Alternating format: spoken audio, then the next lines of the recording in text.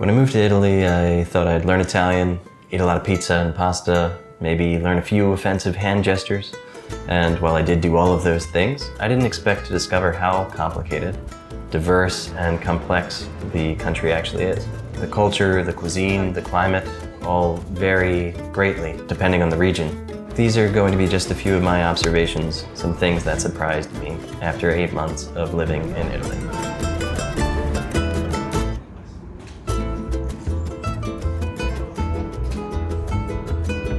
I'm actually in Spain right now, but that's a story for another video. For most of the past year, we were living in Alessandria, a small city in the north.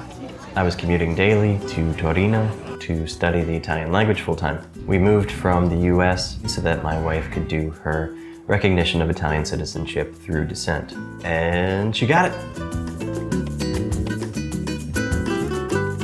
So, mission accomplished. It took about 8 months, and this is after about a year and a half collecting documents, going through all the research and everything that was necessary to do it. It was big, very proud of her, and excited to see where we go next. Just a heads up, I'm gonna talk a little smack here.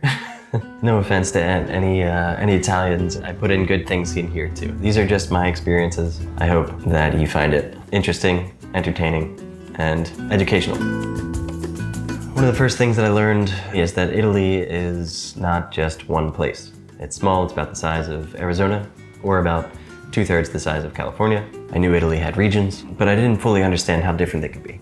In the north, especially Torino, the people have a reputation for being maybe a little bit more aristocratic, possibly considered cold, definitely more reserved, very polite.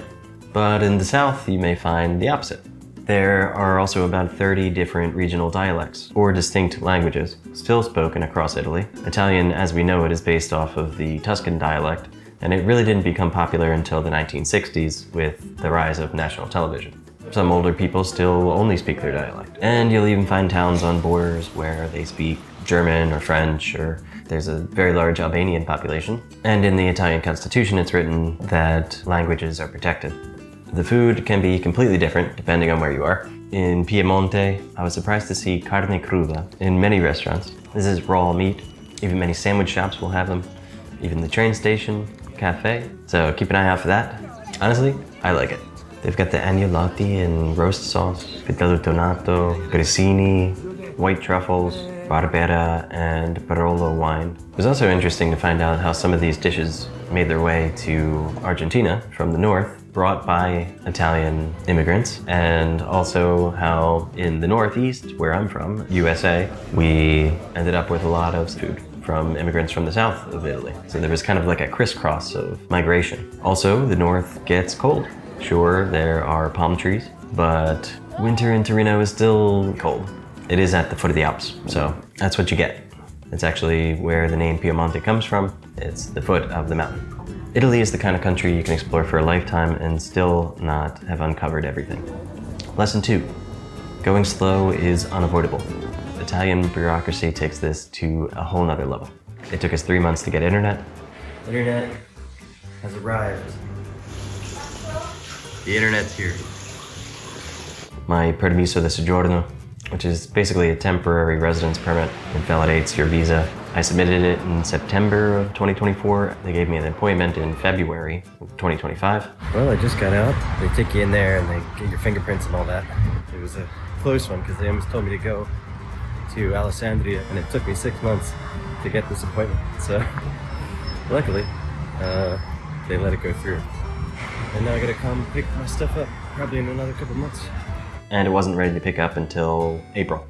I also took the CILS Cittadinanza B1 exam, the requirement for Italian citizenship through marriage.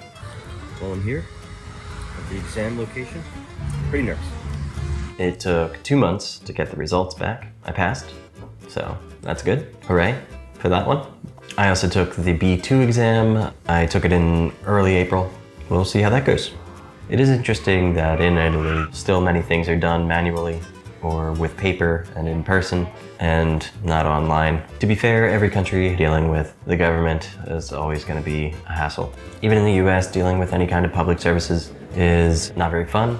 Going and sitting at the DMV, not a great time. Standing in line at the post office, not that great, but Italy kind of really leans into it. Lesson 3. Italians are incredibly welcoming. Italy is one of the top 5 most visited countries in the world. It's also been on the front lines of massive migration crisis through Europe. And at the same time, it welcomes tourists from all over the world in huge waves, especially through the summer months. Students from all over the world who want to study abroad there. I'll admit I'm not super well informed on contemporary Italian politics. I studied Italian history, but right now the government is right-leaning and harder on immigration. While we were there, Giorgia Meloni, the Italian Prime Minister, took away the right to apply for Italian citizenship through descent through your great-grandparents. And this is a big problem. It's complicated. So, of course, there's a mix of people, and obviously not everyone is extremely welcoming, but I've found, in my experience, Italians to be very generous and very welcoming, very open and often curious about where you're from and what you're doing there. They love sharing their culture.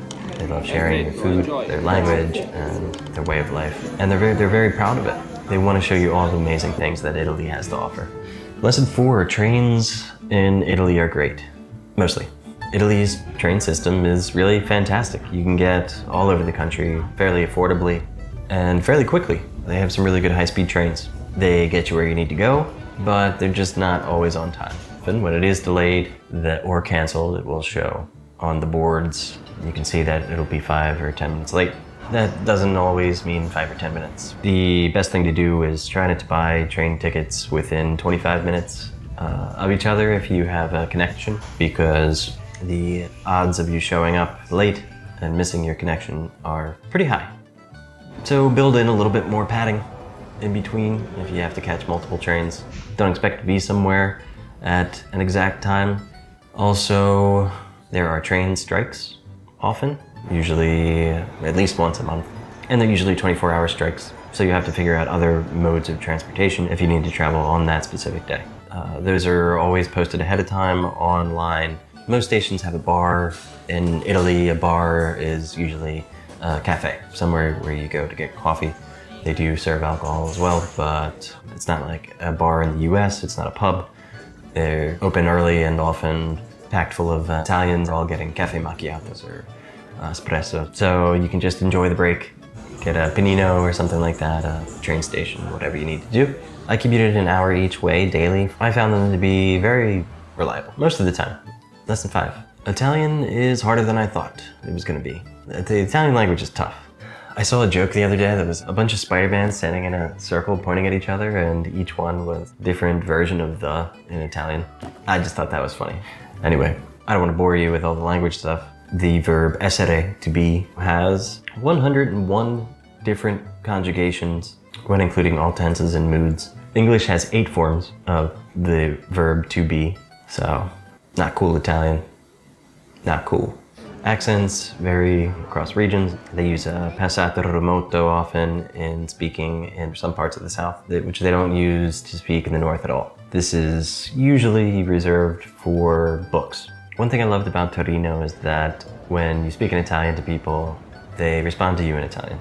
In Milan, for example, or other very touristy cities, you speak to them in Italian, they hear your accent, and they just speak to you in English right away. They're so used to dealing with people who don't speak Italian. In Torino, they give you a chance to speak. It's a very authentically Italian city. It's not very touristy, probably because it's kind of tucked up into the foot of the mountains, and it's not as easy to get there. If you're interested in seeing a little bit more about Torino, I made a video here. I'll put a little tag there, where I take you around for the day and show you what we did, and I talk about the free walking tours there. Living in Italy was one of the best things that I've ever done. It wasn't a vacation, it was real life.